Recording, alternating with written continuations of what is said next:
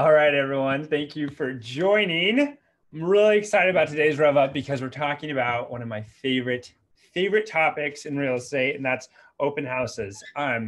As many of you know, when I got into real estate, I was new to Tacoma. I didn't know anybody, and so I didn't have that sphere of influence. I didn't have just about anybody at all that I knew. And so I had to really start from scratch.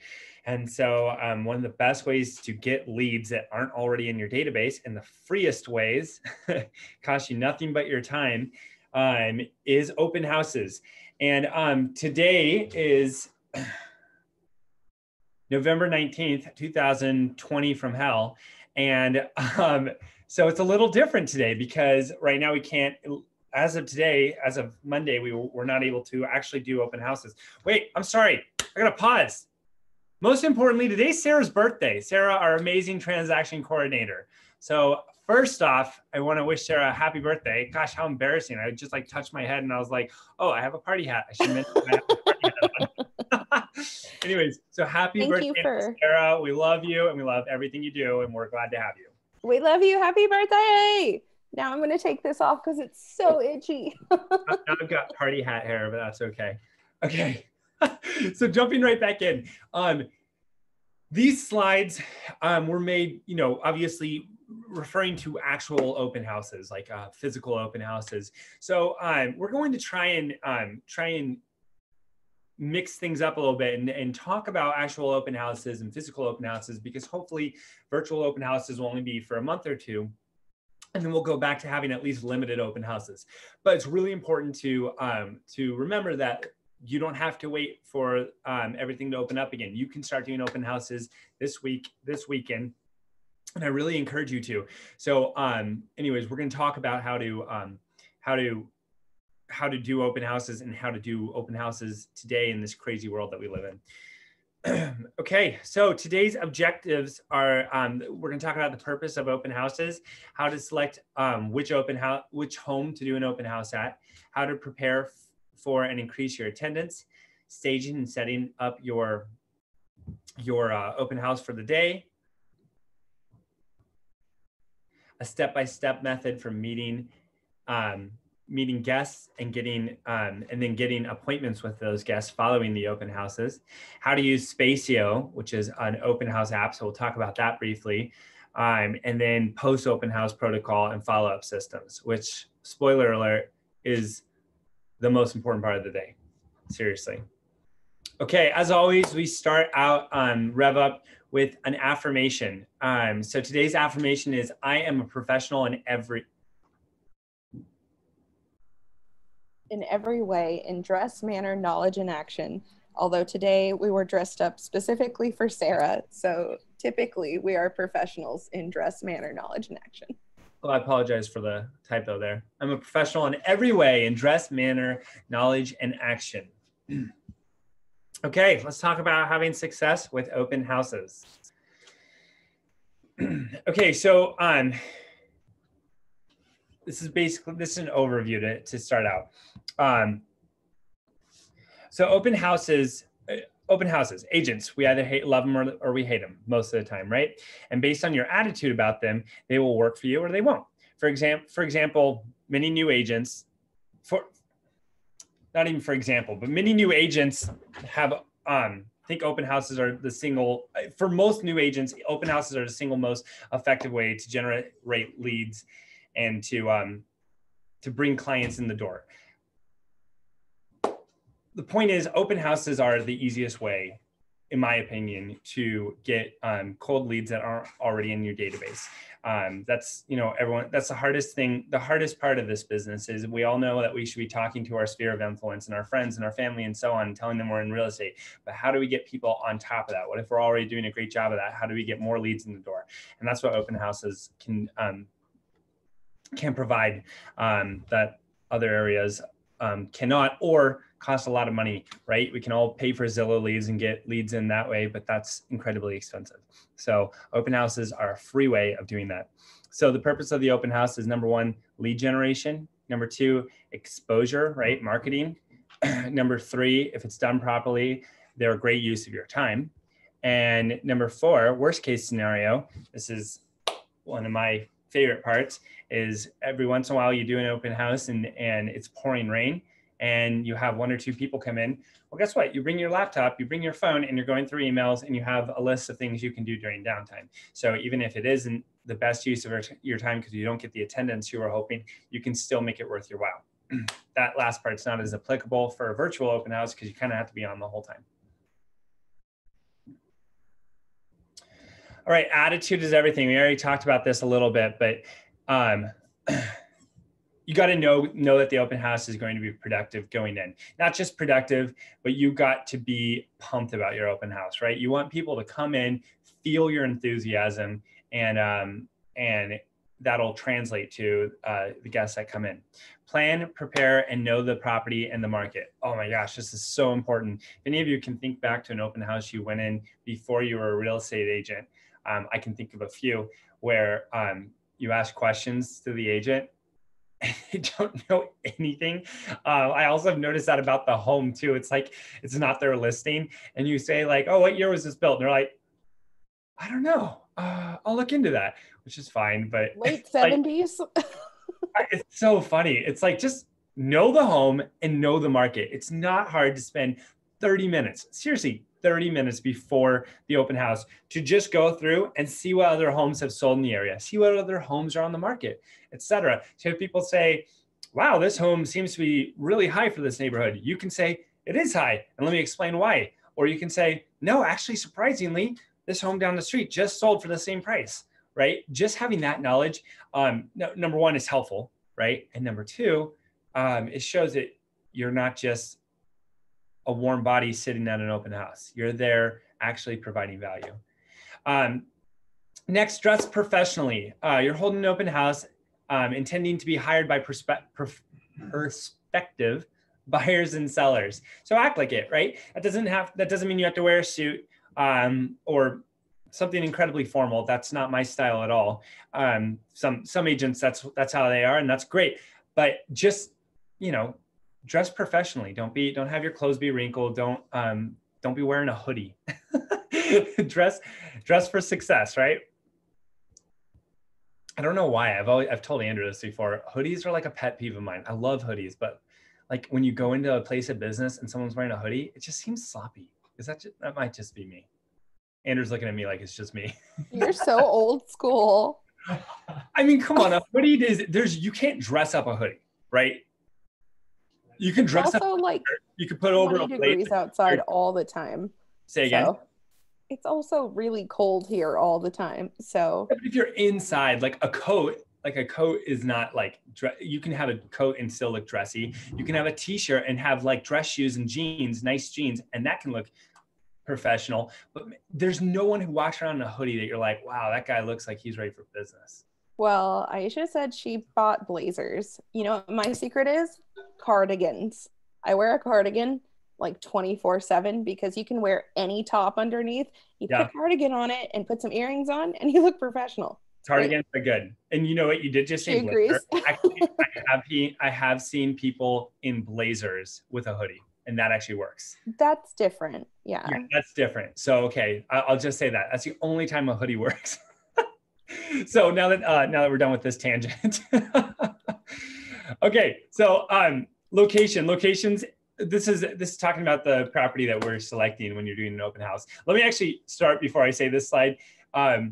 We don't always have the luxury of being picky, right? Right now, homes are flying off the freaking market, and people are listing on Thursday or Friday, and sometimes it doesn't even make it till Saturday or Sunday. I had a listing last week where this agent asked if they could do an open house on Saturday and Sunday. I said, sure. I'd call her Friday night and tell her that we just accepted an offer, and I felt really, really bad. So anyways, you can't always be picky, but if you can, here's some things to think about. Location, right? You want it to be near a busy street or as close to busy walkable areas as possible. Again, if possible.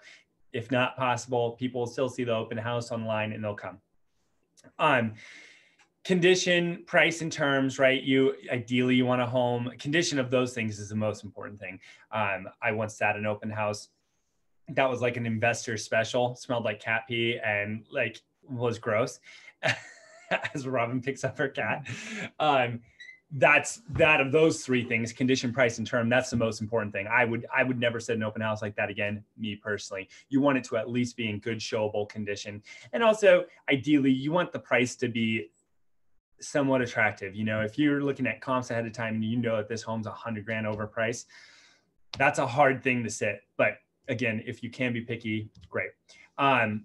Ideally, it'd be your own listing, right? If you're choosing between your listing or somebody else's listing, then sit your own open house. That's obvious. Lastly, if you can't get if you don't have a listing, you want to do an open house, consider going to your office, because real estate agents in general, I mean, if I got a call on my listing last week from Aisha and the other person who called me and they both want to do an open house, of course I'm going to say, Aisha, yeah, I'd rather you do it because you're with our brokerage. So anyways, it's nice to be putting your open house signs up at listing from our office. So those are just some things to consider when selecting the property. When you're doing an open house, you want to invest in open house signs. We do have 15 at the office. They are as supplies last. So 15 honestly lasts for about 2 or 3 open houses. So in summer, we run out often. So if you need help ordering your own personal open house signs, let us know. This is an example they have of a cool one, but Robyn also has some awesome designs. So anyways, and don't always feel like you have to do the really nice A-board ones. Those are awesome, but you can get really cheap Corex ones for like $8 to $10. Corex is that plastic, that flimsy plastic. But the point of the open house signs is not to be incredibly professional. The point is to just get awareness, traffic, to see open house and go there, right? So the more signs, the better. And I'd rather have cheap looking signs and a lot of signs as opposed to just a few nice looking signs, if that makes sense. It's also temporary, I think, is a really important thing to make note of. Like the fact that those signs aren't going to be up, they're not really going to be representing you. Totally, yeah. So like if you're going to stick it in the dirt next to a busy road and it's going to get gross. Like I love white A-boards, but they look really mucky if you're in the city too much. So I agree with Isaac. You can skimp on those costs and still, like, when they come to the property and they see your other marketing tools, that's when they'll be really impressed with you. So if you need help designing that or ordering those, let us know. We have some companies we use that give us a pretty fair deal. So anyways, just want to throw that out there. Hold open houses on listings in your farm area. We've talked about farming in the past RevUps, but you know, if there's a market that you're really focusing on, a lot of people really focus on the market they live in, then ideally try and do open houses there because you're already very knowledgeable about it, right? So I mean, I'm pretty knowledgeable about Tacoma, but I know this historic district because I work here and my home's here. I know it very well. So like if I'm going to spend time doing an open house, I'd love to do an open house here because seriously, people could ask me any question about this neighborhood and I know it very, very well. So if at all possible, that's a great thing to look for. Vacant versus occupied and weekends versus weekdays. I'm not going to say that I agree with that completely.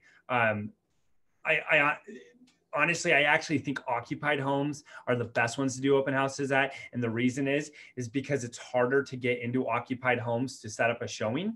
And so because you have to schedule with the seller. So if you have an open house at an occupied home, there's probably lots of buyers who haven't been able to get in yet because they haven't been able to coordinate with the seller. And so that's actually a perfect reason to do occupied homes. Ultimately, take whatever you can get. If it's a great home in the neighborhood you want to be doing it and it's, you know, it checks all the other boxes, who cares if it's vacant or occupied? And then I used to agree with the weekends, and I do agree with weekends. Weekends, you're going to get the most traffic.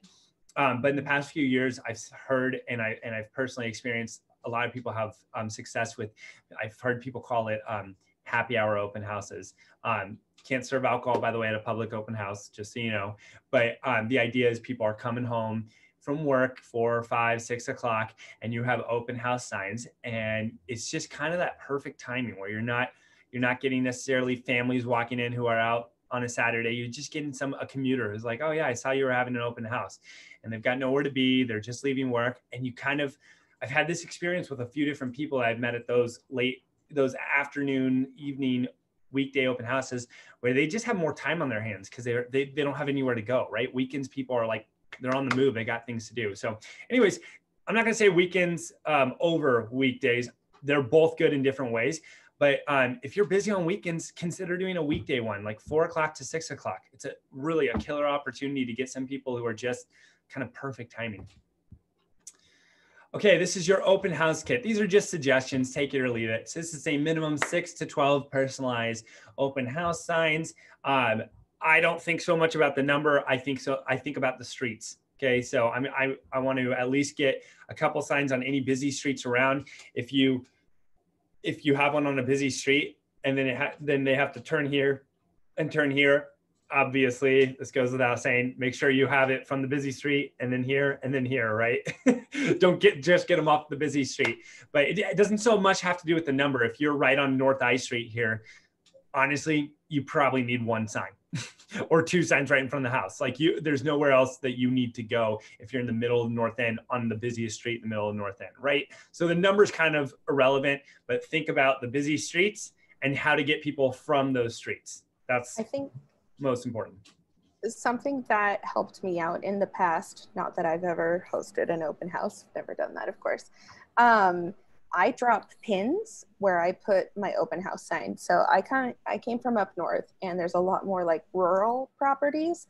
And so if you're like deep in Snohomish, like you're gonna need those 6 to 12 signs to tell people like, here's how you get off the highway, and then follow it this way. And then there's all those weird little suburbs in the back areas. So dropping pins wherever you put A-boards, it helps you keep track for sure. Yep. Business cards, we've talked about this before. Business cards are obviously have them, but if possible, use your virtual business card, right? Your app. So again, if you're having that conversation where someone's like, wow, this home seems kind of high price for the market, you can say, well, actually, did you see this comp? Here, I'll send it to you. What's your phone number? Right? That's a great opportunity to get someone's phone number and essentially send them your virtual business card. But always have business cards, right? In case you meet someone who wants your business card. Have printed out information about the area. Just really quickly, I wasn't planning on doing this, but I'll just show you guys the report that I would pull up. Come on. Okay, MLS. This is how simple it can be. If you're like rushing to get an open house, to get to an open house and you don't have time to do like some fancy report, let's just go search single family quick. I'm going to, let's say it's a $600,000 home in the historic district. I'm going to look at everything between 500 and 700.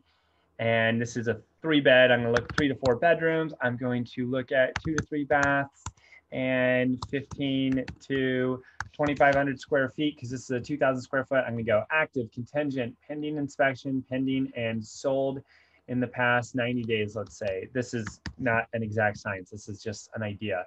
Residential, because I'm not comparing it to condominiums, and I'm going to click on the map and bring it into that area.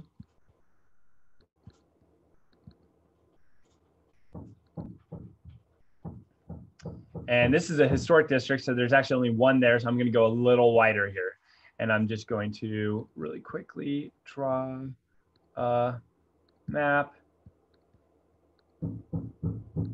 Go results.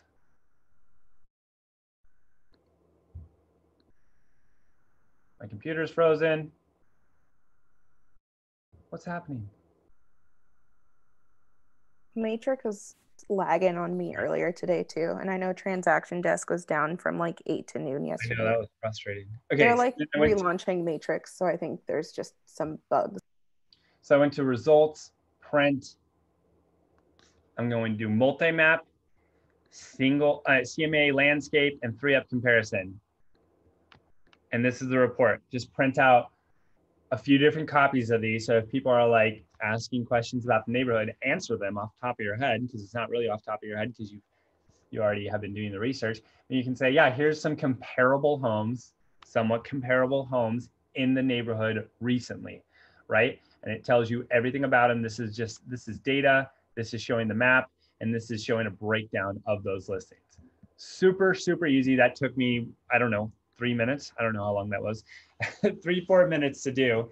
And that's something that, I mean, how many open houses are actually providing that? People will remember that, especially if a neighbor is walking in, they're looking at a few different open houses. That'll help impress them. So hopefully you can get their listing, which we'll talk about in a little bit. Buyer handbooks. That's an idea. You can have information for buyers. If you have if a buyer comes in, they're like, yeah, I'm looking at buying, but I can't really afford this. Well, maybe you have a handout that kind of talks to them like, hey, buyers, here's what you need to know about buying a home. It's a really cool idea. Personal marketing material. I don't know, maybe that's like a property, maybe that's like a property flyer. That could also be, Aisha asked for like first time home buyers and then like a buyer's guide as well. So something that if someone, just a looky-loo, came to the property and they weren't working with an agent and they didn't know anything about the process, something that she could give out to build trust with them. Love it. Property disclosure. I love this one. This is saying, you know, every seller has to include a Form 17 in there. Not every, almost every, there are some exceptions. Have to include a property disclosure in their listing. Consider asking the listing broker, if it's not yourself, if you can include that at the open house. That's a great piece of material to have. Clipboard and evaluation sheet. That's optional. That's saying that when they leave, you can ask them like, hey, do you want to provide feedback for the seller? You don't have to, but here's this, like a feedback sheet. Tablet or laptop with Spacio app. So Spacio, we'll talk about this at the end, but Spacio is an app that Realty ONE Group partners with. It does cost money though. That's one of the few apps that Realty ONE Group gets a deal on, but it's not completely free. But there's a lot of apps out there. I have one that's completely free on my phone that I use on my iPad as well. And I can, it's called like Perfect Open House or something. But anyways, the idea is you use that instead of a sign-in sheet, and people can type in their information, their email, and all that. Bottled waters, totally optional, but it's really cool when you are able to have those. Table and chairs, if vacant. Not so sure about that, but at least somewhere to put the stuff. Not sure why you need a flashlight, but sure, maybe somebody wants to see in the crawl space. And pens, obviously you want a pen in case somebody wants to write their information down or something. Okay, open house preparation and promotion. So preview the listing ahead of time. This is obviously ideal. If you can't get out there the day before, then get out there. You can get out there an hour before so you can know what you're getting into. How many signs are needed, right? So look at the aerial map. We've already talked about this and try and find out how many signs you're going to need based off of what busy streets there are. Get sign permission. So this is more, and the next one are kind of along the same lines, but you want to make sure that there's no rules or laws in your area about having A-boards out. There are some areas, HOAs, et cetera, that don't allow that. And then preview the surrounding available properties. That's another thing about knowing your market that you're doing an open house in. Okay, this is optional, totally optional, but for massive success, consider circle marketing, circle prospecting. I mean, so this is similar to our conversation we had about doing a farm around a listing that you have. So this isn't your listing, but what if you were to get a list of homeowners, you know, within half a mile of the listing that you're going to do an open house at, right? And I'm going to say something actually really quick. I'm going to pause there and say, if I'm doing this, I'm probably going to do this on a home that's been on the market for a week, because I don't want to do all this work. This is what I'm about to say. Take some effort. I don't want to do all this work if the home's going to be off the market by Friday, and then I won't get to do my open house, right? So just there's something to consider if there's a home that's been on the market for a week, or like one of those really high-end homes that, you know, inevitably take 2, 3, 4 weeks to sell anyways. Maybe consider at that point. But get a list from your title company and send a postcard out to everyone, letting them know that you're doing an open house. One idea that I think Craig taught me this, but it was very successful back when I was doing open houses regularly, is I would do a neighbor exclusive open house starting 11 to noon before the public open house. To me, it was the same difference, right? My open house was 11 to 2, but now the neighbors felt, oh, that's cool, that he does an exclusive open house for us. So maybe send that out to neighbors within the area and just let them know, hey, open house on Saturday, 12 to 2, but neighbor exclusive 11 to noon if you'd like to have your private showing. So Aisha just asked, is there a specific title company that we work with on a regular basis? And the answer is yes, we have a bunch. Yeah, so there's a lot of reasons to pick a title company. I have my personal preferences. My advice to anybody who doesn't have any loyalty to a title company is, first off, like anything in this business, inspectors, lenders, title companies don't just have one. They don't have one real estate agent. They have multiple. Have different ones that are available, right? Secondly, interview, right? Just like you interviewed your brokerage before you joined us, you want to interview your title company and talk to their sales rep and say, okay, what do you do that's different? I personally use Fidelity Title often. I use Modus Title and Escrow. I've used WFG. I've used a lot of companies, but those are some of my favorites. So my suggestion, if you are interested in picking a few title companies that you would refer to your clients, let me know and I can let you know some of my favorites and get you in touch with them, and then you can interview them yourself and see if they'll be a good fit for you.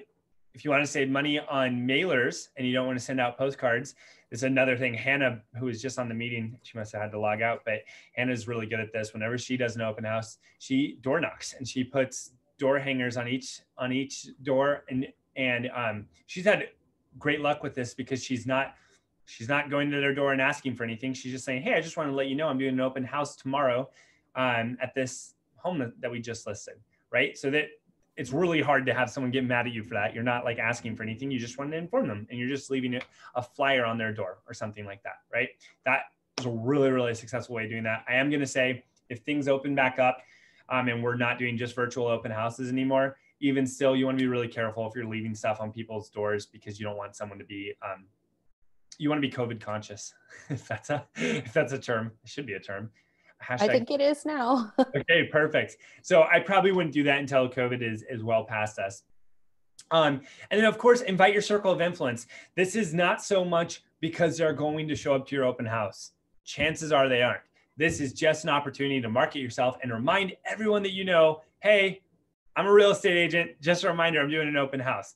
That was something that I would always do at my open houses. And surprisingly, I'd have people who would show up who were just like random Facebook friends who I hadn't seen in a while. And they'd be like, hey, saw you were having this open house. We thought we'd stop by. And that, which also, by the way, is like, this is going to sound odd, but when you start doing open houses, they're kind of, you're on, right? You're like, you're in sales mode. Like 3 hours, you're in sales mode. And it's kind of like a reprieve when a friend comes in. It kind of relaxes you.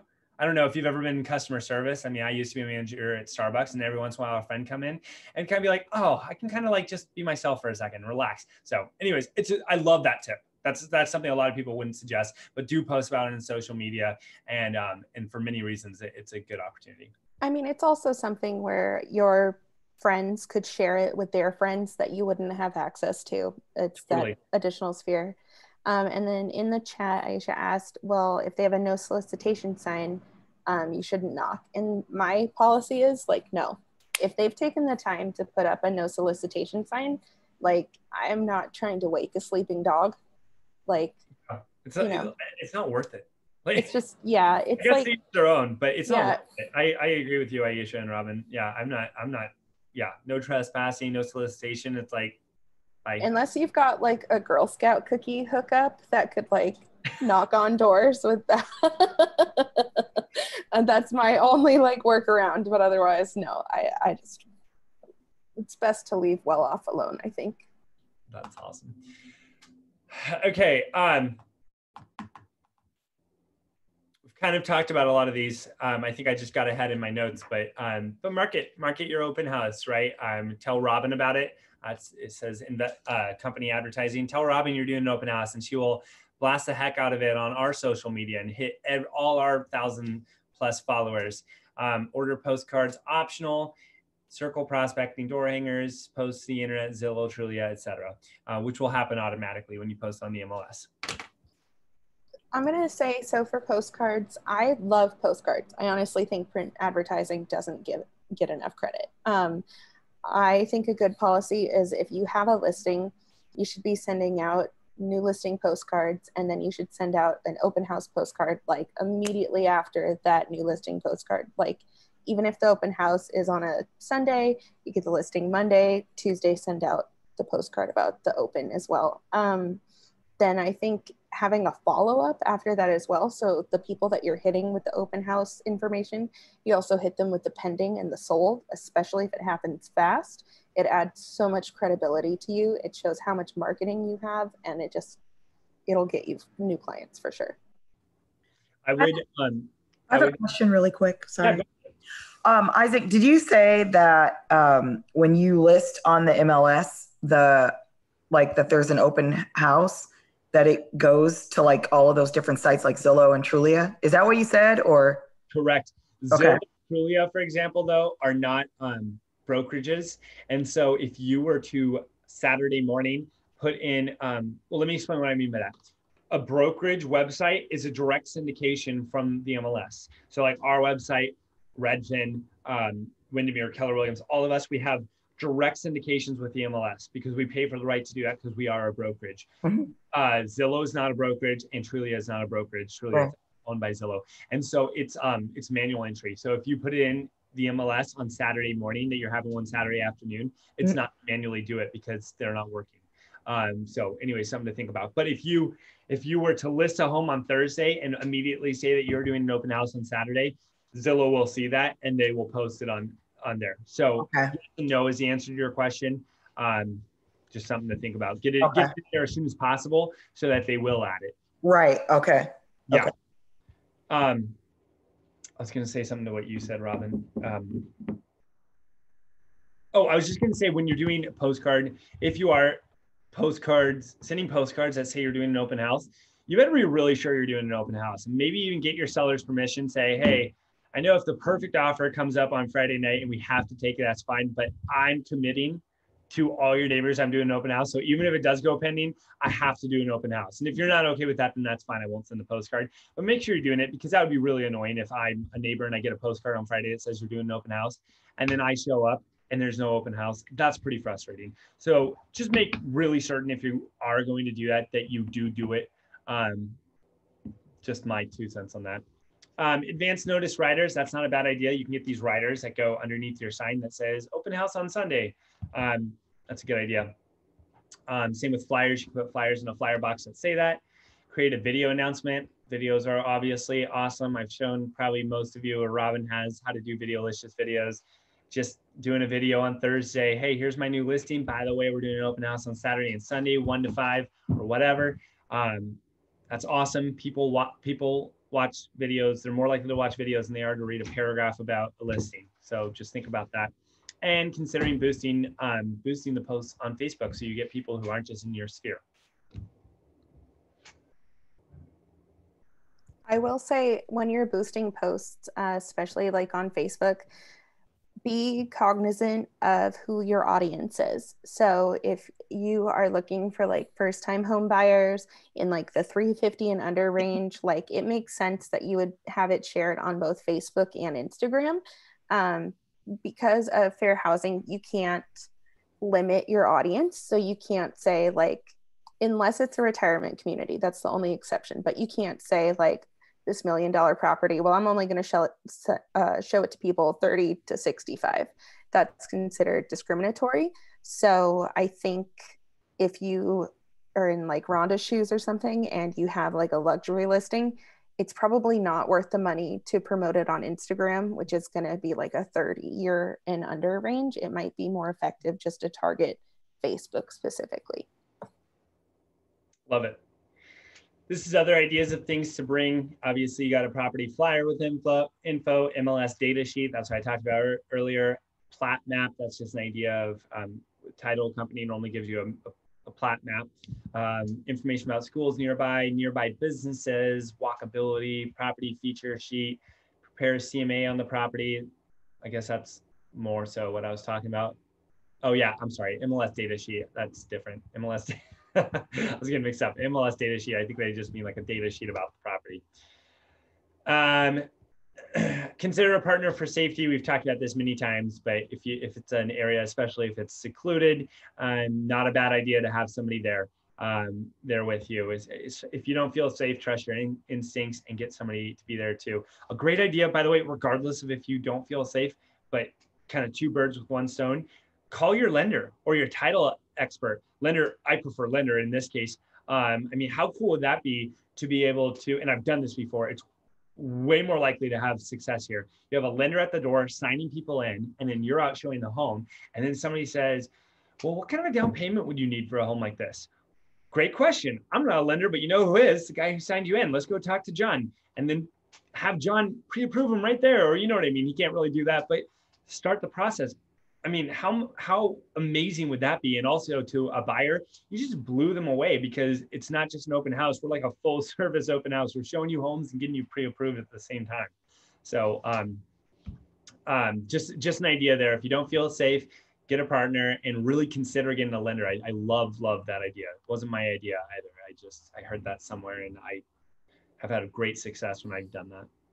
I think also just for any brokers that are watching this, if you want to text me, I'm like, I can't guarantee it, but I'm going to say 95% of the time my phone's right next to me and I keep weird hours from morning to night. So if you want to text me that you're going to a showing or that you're holding an open house and you want me to check in on you, let's say your opens from 11 to 2, I'll call you at noon and then I'll call you at 1 o'clock. Like anything we can do to keep you safe, we're happy to help with.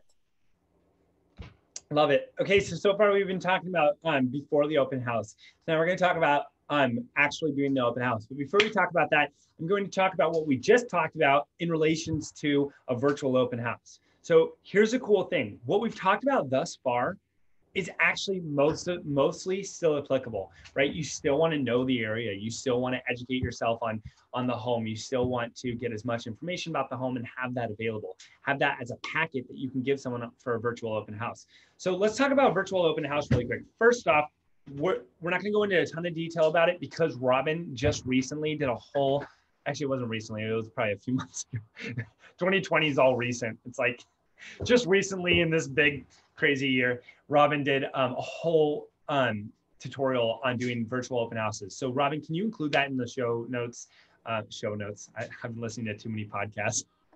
That's what they say when you listen to a podcast. Hey, we'll include this in the show notes. In the recap email, I will attach the recording of the training we did on that. I'll also attach Katie Lance's virtual open house guide. And then from, like I said, I can't technically have hosted any open houses because I'm not licensed, but I've assisted in a lot of open houses where I have managed the online part for brokers. So I've kind of learned like what works, what doesn't, what they need to do on the other end to help make it successful. So I'll attach all those notes as well. Love it. So just really briefly, the only thing that's really going to change is the physical advertising, right? I definitely, obviously, if we're not doing physical open houses with guests, I'm not going to go door knocking, obviously. But now is even maybe more of a what am I saying? It now makes even more sense to do to send postcards, right? Postcards are a great way because you're not going to have a bunch of signs out. You can't have signs because you don't want to draw the public in. So how else are neighbors going to know? Send them a postcard. Again, that costs money. That's optional. You don't have to do that. If that's your biggest objection from this, then forget it. But it's a great way to do it. And even more so, absolutely hammer it virtually. You're going to post on every single social media platform. Really consider putting some money into drawing a map around the area of your listing and spending some Facebook advertising budget on that. If you have questions about this, it's a whole too big of a topic to talk about today, but really focus on the virtual side and definitely, because it's virtual, anybody, it doesn't matter if you have family in California or if you have people who live here or in Seattle or Bellingham, anybody can watch it. And so this is a great opportunity to not just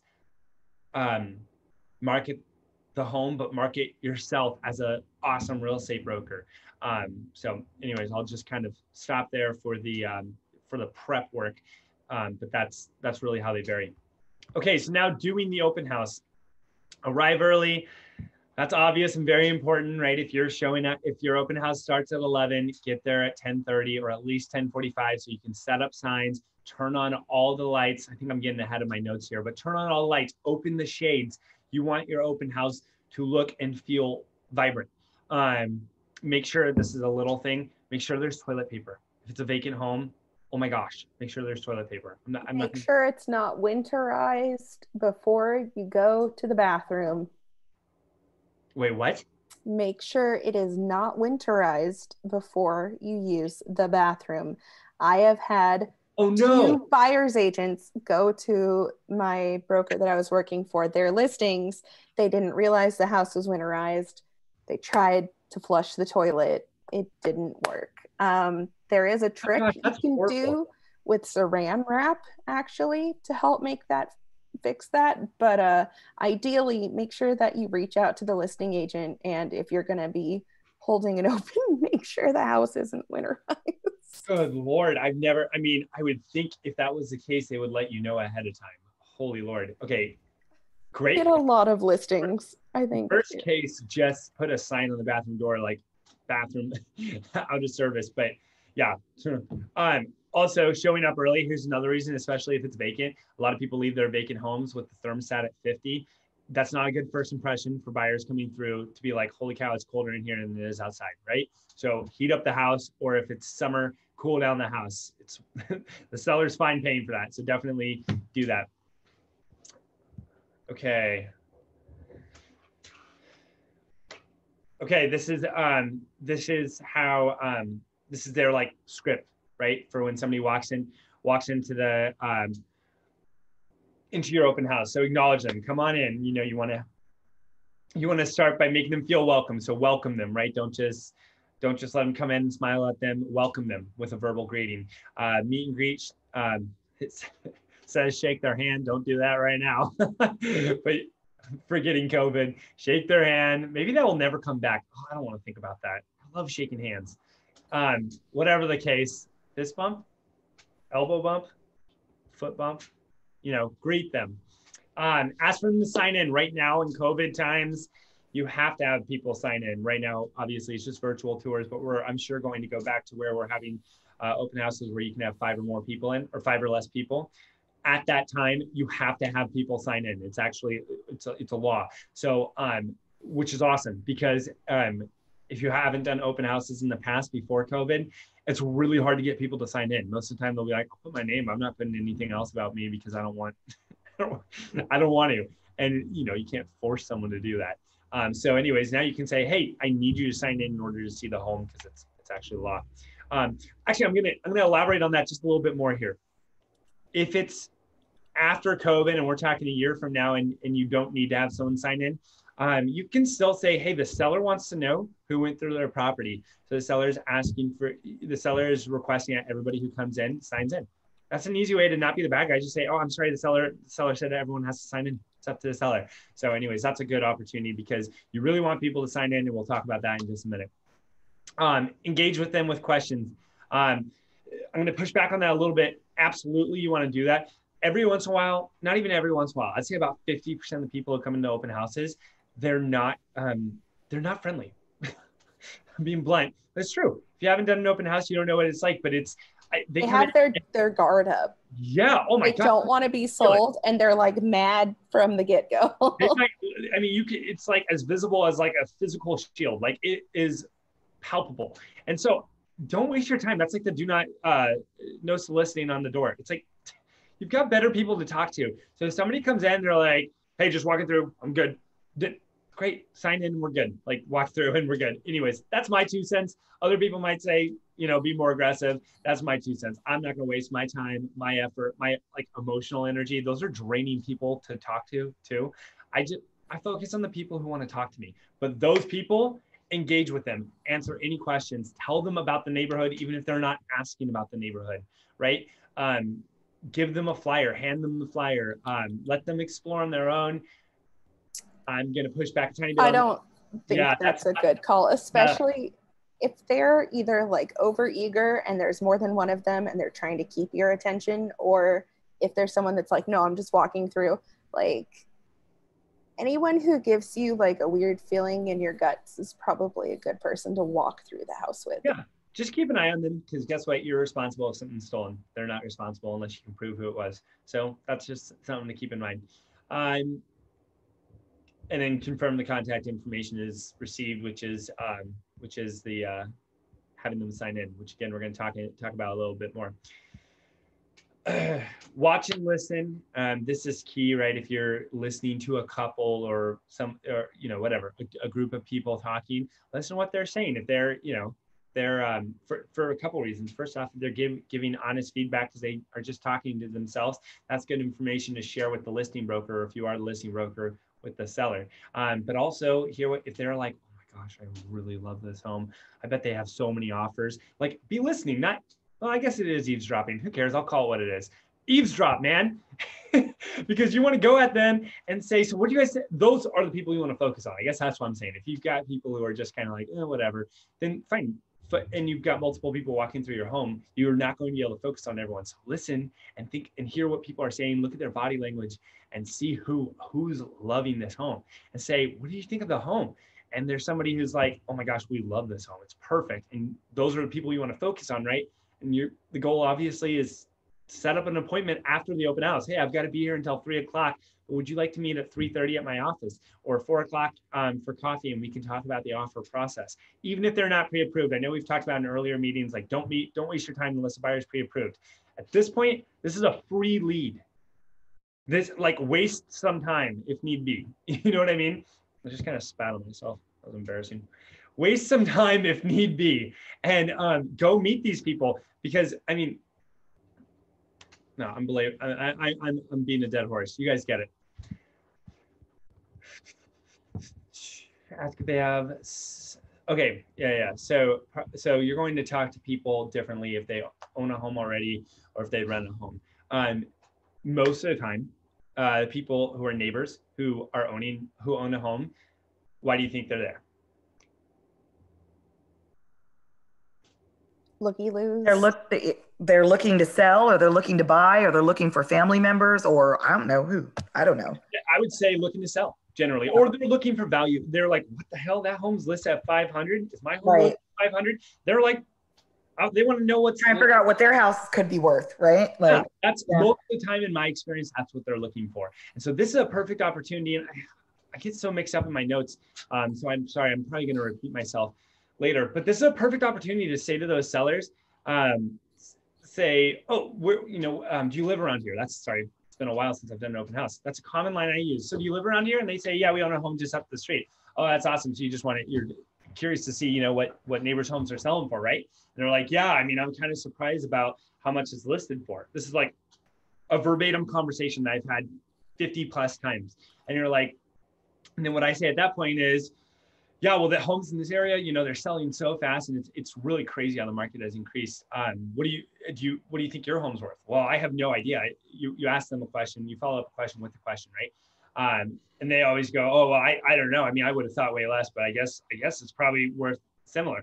Well, if you'd like, I'd be happy to send you a market analysis with a price evaluation. I know, and then I kind of back off right away because they go, oh, I don't want to give you any information, right? Shield goes up. So bring their shield back down and say, I know that you may not want to sell or buy or anything right now, but that way at least you have it, so you know what your home's worth. If you're thinking about refinancing, at least you know what an appraiser might come up with. So are you interested in that? Perfect. I'll send you that. Write down your email and your address, and I'll send that to you tomorrow, whatever. It's a great opportunity to do that. Again, the whole point of the open house, common misconception. The point of you doing an open house is not to sell the house that you're doing an open house at. I can think of one time that I've ever done that I got a buyer from an open house that ended up buying the home. One time ever, and I've probably done over 100 open houses. My goal every single time at an open house is to get leads, and not necessarily leads of sellers who need to sell right now or buyers who need to buy right now. Sellers or buyers who will someday buy or sell. I'm expanding my database. That's it. I'm going to add them. I've talked about this before. I'm going to add them on Facebook. I'm going to follow them on Instagram. I'm going to add them on LinkedIn. I'm going to do all of that. I'm going to follow up. Totally getting mixed up in my notes because I talk about this at the end, but I'm going to follow up repeatedly until either they say, hey, stop calling me, or they're ready to buy a home or sell a home, right? And I'm following up with good content. But okay, let's talk about Spacio. So this is an app that Realty ONE Group gets a discount on. Oh, Robyn, was I saying something? So we have had issues with Spacio in the Pacific Northwest. So Idaho, Oregon, and Washington have had issues with it. I believe it's because it's a company that's owned by Windermere. So, Realty ONE Group makes these RevUps sort of for all of the offices, like internationally, but I'm not 100% sure that Spacio is something that works for us. So if you go to your one login, it's not going to be there. So if you are interested in Spacio, please reach out to me. But there's so many open house like websites that you can use. It doesn't have to be this one. I just found it. It's called the Open House app. This is an app that I've used, and it's awesome. I mean, it does everything Spacio does as far as I know, but it's just a sign-in sheet. People you just say, put in your name, put in your phone number, put in your email. You can have any of those be optional. You can say like name is mandatory, phone numbers optional, email is mandatory, or whatever. You can do whatever you want. Anyways, it's on iOS, but I don't know. They probably have it on Androids as well, or Samsung. Do we call them Androids still? I think so. On Apple, are they Android? Yes, they do. Okay, got it. Right. I don't know why anybody doesn't just have an iPhone. Sorry, biased, but whatever. Oh my God, you are the snootiest, bougiest. Oh my goodness. I know. Calm down. Anyways, it's called the my friends try to get me in on it, and I'm like, if somebody wants to buy one for me, I will happily switch over. But until then, the new iPhones that just came out, again, if you're watching this at a later time, this is November 2020. They have like a $700 option, which is like the cheapest iPhone they've come out with, brand new, like 6 years or something. So that's kind of crazy. Guess who's using the one from 6 years ago? They do last a long time, I'll say. Anyways, it's called the Open House app. That's literally what it says here. And I've had great luck with it. I've never used Spacio, but I've had great luck with it. But the idea is you can set it up so that it sends them a text or an email right away that says, hey, thanks for seeing my open house. Here's the listing. Love that tool. And you can also just have it where it just saves their information. And let's jump right into that. So why do we want their information? Let's just say really quick, once again, right now we have to get their information during COVID times, because if somebody gets sick after going to an open house, we have to be able to notify everybody else who went through that open house that they may have been in contact with somebody who had COVID. So get that out of the way. Let's assume that we're talking about reasons other than COVID. The reason you want to get people's contact information is because you want to follow up with them. You want to let them know when the home goes pending. Hey, I just wanted to let you know this home went pending. If you have any questions, let me know. You want to let them know when it's sold. Hey, by the way, this home sold. This is especially important for neighbors. I just want to let you know the home sold. Again, you'll notice what I'm saying. I'm not saying, hey, the home sold. Do you want me to sell your home? Right? I'm not saying that. That's obnoxious. That's going to get people to not contact you. In my opinion, I know there are aggressive real estate agents who might watch this and be like, this guy's crazy, and then push over. That aggressive style does not work for me. So to each their own, you can say whatever you want. There's no rules against it.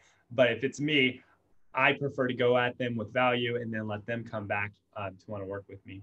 But anyways, that's the point. And obviously you're adding these people to your database. So some people might think it's creepy, but I would go on Facebook and Instagram and I'd follow them. Worst case, they're going to say no. But if they're going to say no, then they probably wouldn't respond to my email anyways. But and if nothing else, send them an email, follow up with them, let them know that the home sold, the home went pending, let them know that the home sold, and follow up is key. This is a page that we already talked about. If there's a seller who's a neighbor, try and set up that appointment. Your goal is to get a value for that neighbor of their home, and then try and get an appointment to actually see their home. Again, even if they don't want to sell, just say, well, I'm happy to drop this off sometime. Right? That's the goal when you're working with, when you're meeting a neighbor. So talking more about goals. What is the goal? I say this all the time. The goal is to make an appointment. When you're talking to a buyer the first time, the goal is not to sell them a home. The goal is to make an appointment. So make as many appointments as you can. For owners, offer them a free market analysis. We've already talked about that. For renters/buyers, offer them a sample of your buyer system. So there's a lot of different ways you can do this. We actually have content regarding this. But just if there's someone who's like just looking through and they're like, yeah, I rent an apartment down the street. I know I can't afford this home, but I just wanted to see it. Trying to think of a good rebuttal to that, but you would say something to the effect of, that's awesome. So you obviously want to buy a home soon, right? And they're like, yeah, I just don't, I honestly don't even know if I can afford it or what the process is.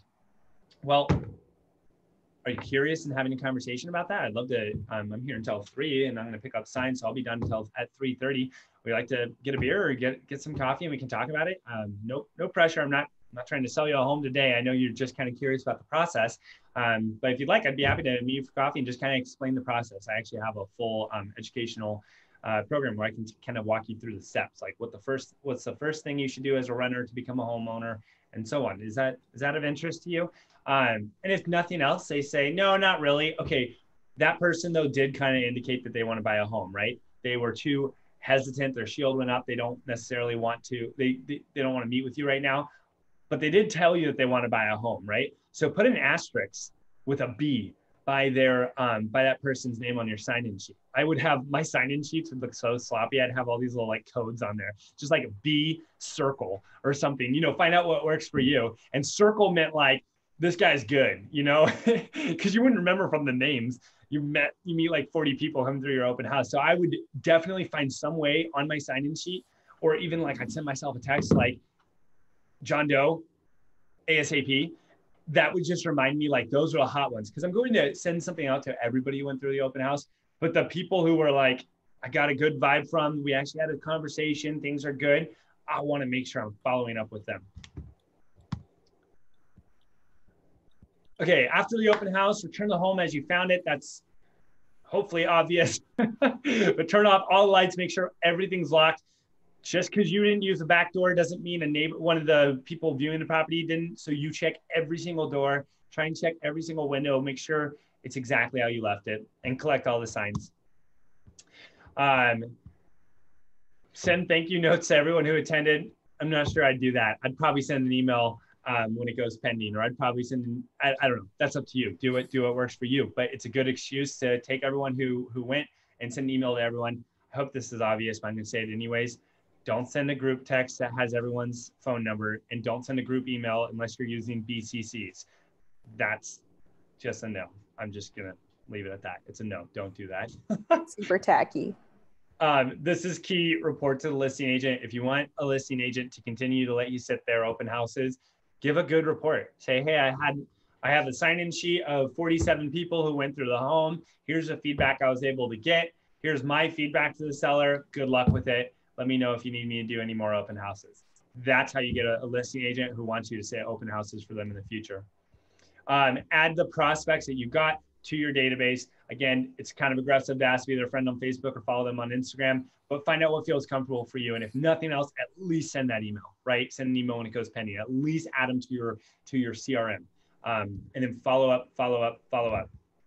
Okay, I want Robyn, because she's the virtual open house expert, to talk about that. But first, I have a bonus content that is nowhere here on RevUP. So this is an OG. Actually, it's not mine. It's TJ was the one who taught me this. TJ Tuttle, who's a real estate agent here, and he's been very successful earlier on in his career doing open houses. So this is something TJ taught me. I don't know if this is his original either, but what TJ does is he says on his sign-in sheet. Again, this is pre-COVID when you couldn't force someone to sign it, right? But he would say, hey, sign in and enter for a chance to win a $25 or a $50 Amazon or Starbucks gift card, okay? Robyn, is this video going to go public? It's not public, right? It's private. It does go public, but if someone whatever, I don't really care. If someone's like 45 minutes deep into our like 8th recording of training, they're pretty invested. Yeah, I'm just going to say it. I don't really care, because I've done it too, and it works like a charm. I can think of 2 buyers that I've gotten as my clients because of this. Seriously. And TJ, I don't know how many he's done.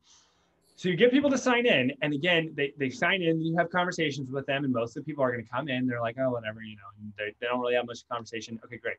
Then you're going to really somehow remember the people who you had a great conversation with. Yeah, my lease is up in a month, and I really need to buy, this home's way out of my price range, but I really need to buy soon, so I hope I can find something.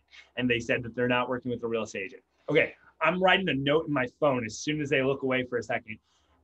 And whether it's one person or 3 people or 5 people from the open house who you had really great conversations with, those are the random drawing winners. So I don't know if you feel morally okay with that. I have no qualms with it.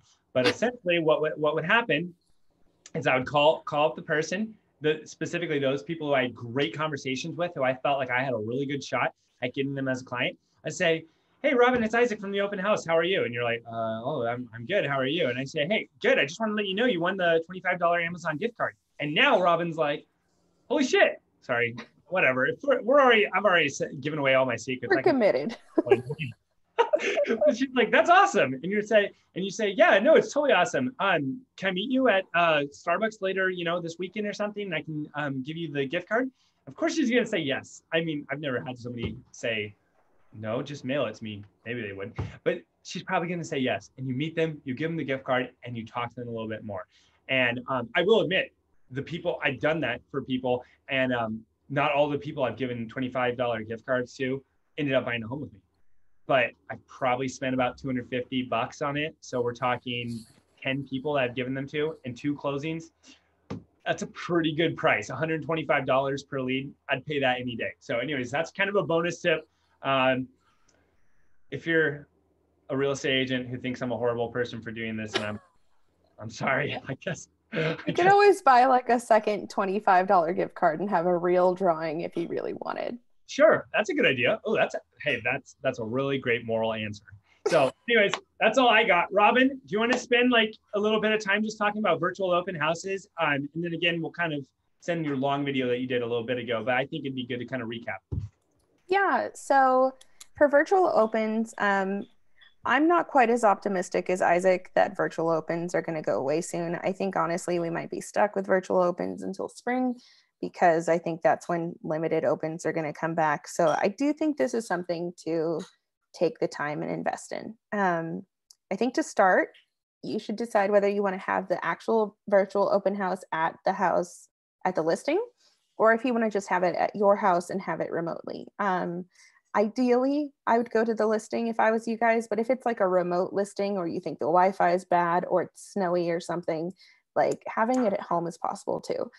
What I would do is let's say we're at the listing. I would start by prepping it as if I was having a normal open house. So I turn on all the lights, make sure the blinds were open, shut, sort of pick up, make sure everything looks good. After that, and after having familiarized myself with the house, so like Isaac said, just prep, sort of pull a CMA so you know what you're getting into, talk about or sort of learn about like how old the home is, be ready to answer questions, learn about the area. A quick thing I do is I open like DoorDash and I look like sort of what restaurants are nearby. Just sort of get to know the house, get to know the area. If you are having it from your house, make sure to download all the pictures of the property. And if I were you, I'd have like a Google map open just in another tab so people can access it. At the open house, make sure that your batteries are charged. Make sure you've got your cell phone all charged up, your laptop, whatever camera you're using. Nothing kills the mood more than when it dies all of a sudden in the middle of a tour. After that, I think you should host the open. So you have a few options. You can either do it, in a Facebook Live. It's something that you could do on Zoom, depending on how you're doing it. I really like doing it in the Facebook Live way because you can create an event and then have people register for the event. And that way you've got that client lead capture as if you were holding a normal open. And then after that, you can just go live and Facebook will remind everyone that they said they were attending that event, and then that'll give them a notification that you've gone live. I think starting at, normally at an open house, it's like, 11 to 2 or whatever. That's not going to be true of a virtual open. That is way too long. I think an hour is kind of the sweet spot. Have sort of a plan. So at the beginning, you want to introduce yourself, give it a little bit of background, talk about the property, and then say something or like put in the chat, like, every 15 minutes, I'm going to start this tour over again. So if you meet me somewhere in the middle of the house, just wait till the 15-minute mark and then we'll start over. Make sure you've got good Wi-Fi and then move really slowly throughout the house. I've seen a couple of virtual opens where brokers just pivot really fast, and depending on the Wi-Fi speed, And depending on lagging, it just makes people feel seasick.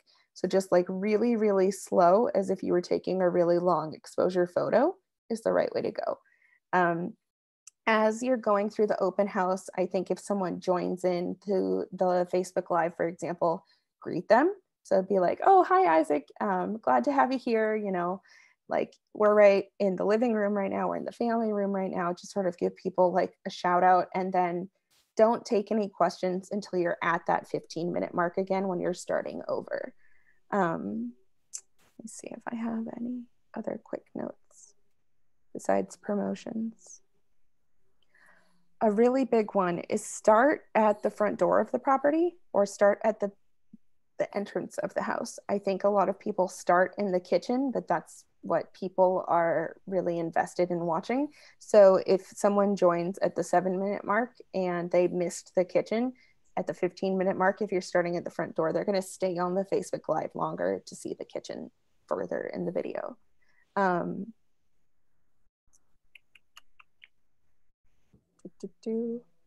Practice a tour of the property. Ask questions that encourage responses. I think that's a big one. I have done a lot of lecturing just because when you're having these Zoom classes, you don't always want to ask people to unmute 15 times throughout.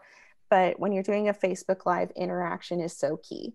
So you can have an assistant or yourself, depending on how fast it's going, manage the chat in case people don't want to unmute themselves. And also, I think just adding answers to questions that come up. So don't just verbally answer something. If someone messages you a question and you think it's going to be a common question, don't just speak the answer, make sure to type the answer too.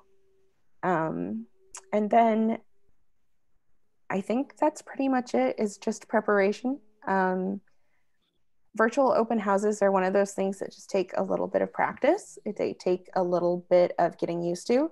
I personally am not super comfortable with them. So what I'm going to do is I'm going to practice as if my own house was the house that I was hosting an open on. So I'm going to pull a CMA because I'm brand new, right? So I need a lot of practice. So I'm going to pull a CMA. I'm going to sort of imagine what people are interested in this neighborhood, try to figure that out, and then do like a basic run through myself or to my boyfriend or cats. And then after I feel like I have that, I'll have like a practice Facebook Live, because even though I don't have an actual open house right now, I think it could be good advertising, because virtual opens are getting more and more common, but they're not super common. Like, this is a new 2020 thing. People didn't really do this before. So you're showing your clients that you have a new skill set to go above and beyond and adapt to this weird environment. I think people are going to be willing to support you and willing to help and ask questions. And that way, you know, you can get more comfortable with it. So when you're doing it for a client, you feel more prepared. So yeah, I have more verbose notes. I just wanted to sort of compact that really fast. So super, super helpful. I have a few things I wanted to point out. First off, whether it's a virtual open house or it's any open house, this is, sure, it's not free because time is money, but it's free. It doesn't cost you any money to do this. So really, what's the worst case? Nobody shows up to your virtual open house. Okay, whatever. You waste an hour of your day, right? So this is like, you know, everybody wants a quick and easy button on how to get more leads. This is it. This is as easy as it gets. And so even though this is the time that everyone's making excuses. Oh, COVID-19, like it's so hard to get business. No, not many people are doing virtual open houses. This is your opportunity, right? Secondly, you're going to feel, if you're anything like me, you're going to feel awkward doing a Facebook Live video. You are, okay? It's like when I hear my voice on record, I'm like, oh my gosh, I sound like that. You hear it, you see it, and it feels awkward to everybody else. They're just like, nobody cares. Nobody cares. Nobody cares. It's totally normal. I don't know why our brains do that to us, but most people feel awkward about how they look and sound and feel on video. That's all in your head. It's all in my head, and I know that, and it still bothers me. So just remember that when you're like going around, you're like, this is so stupid. You're the only one who feels that way. Lastly, I just wanted to, I just was thinking of this, and I don't know if you, I can't remember if you talked about this in the last one, but Robyn, you could totally do the gift card thing for this, and you can do it legit, like actually do a drawing. In fact, it might actually be pretty dope to do a drawing at the end of your video. Just a thought there. Or you can do it afterwards and do my method, whatever you feel comfortable doing. But what if you were to do something like, hey, after you've done a tour of the home, check in the comments. The first comment by me, I don't know, maybe there's a better way, Robyn, I'll let you talk when I'm done. You can pin comments to the top too. So. Perfect. So pin a comment to the top that says, if you fill out this seller input, seller feed or buyer feedback, and then also like fill out this buyer feedback, you will be entered into a drawing to win a $50 gift card. And then maybe at the end of the feedback, you have it pop up and say, hey, get entered in twice if you follow me on Instagram and Facebook. Just a thought. I mean, that just popped in my head, so I don't know. I'm just throwing out anything you can do to garner more attention to your page is going to expand your exponential reach. Even if one person likes your page, it still means that the 200 people that regularly see that person's feed see that they liked your page. So like that stuff really matters. I agree with Isaac. I think another good thing is like Kendra Todd Group is a group in Seattle with Keller Williams that I really like. And they had an elf on the shelf hunt. So it was a bunch of different pictures of the property. And then in like 8 of the 25 photos, they had tucked away the elf in the shelf somewhere in the property. And then in order to enter for the contest, you had to like their business page. You had to email them with your name and your email address and your phone number, and then the numbers of the photos that had the elf in them. And if you got all those right, then you'd be entered into a drawing for $100 Amazon gift card. I love that. Yeah, something like that. I've seen people hide, like Michelle Goen. I've seen her hide, I think his name's Fritzy, the cat. She hides Fritz like throughout the property. And then when she has the 3D tour, whoever finds Fritz is entered into a $25 contest. So like there's ways that you can do virtual opens and make them fun, make them time specific, make them interesting, and get more attention that way beyond like just the drawing.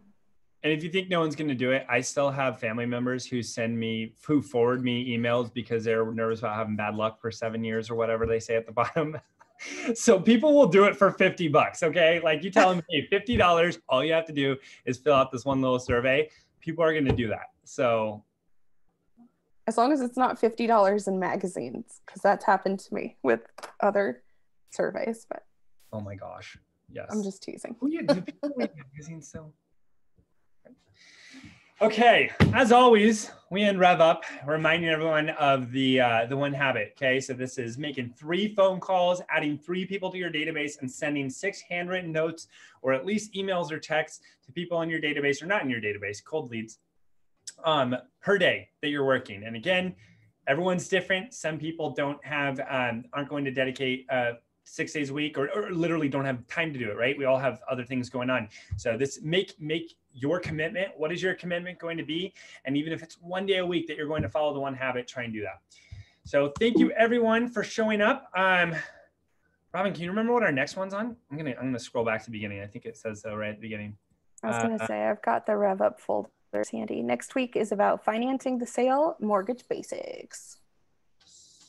I know, you math nerd. He's so excited. Thank you, Aisha, for joining us today. Yep. Thank you, Aisha. And thank you for everyone watching. If you guys have any questions about any of this, as always, feel free to call me or text me or email me or call Robyn or anyone. Send a carrier pigeon. Just get a hold of us. All right. Thanks, guys. All right. Bye. Thanks, Take care, everybody. Bye.